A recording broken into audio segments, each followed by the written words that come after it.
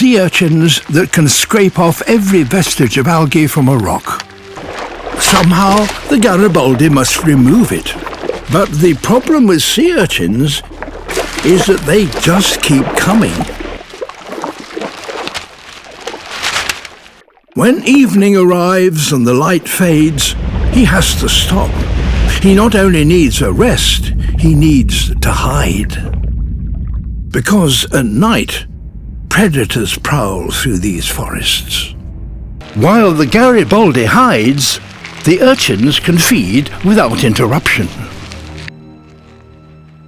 The light returns, and he finds his farm is once again under attack. Urchins, like locusts, have the ability to swarm. And this can be disastrous, not just for the Garibaldi, but for the kelp forest itself.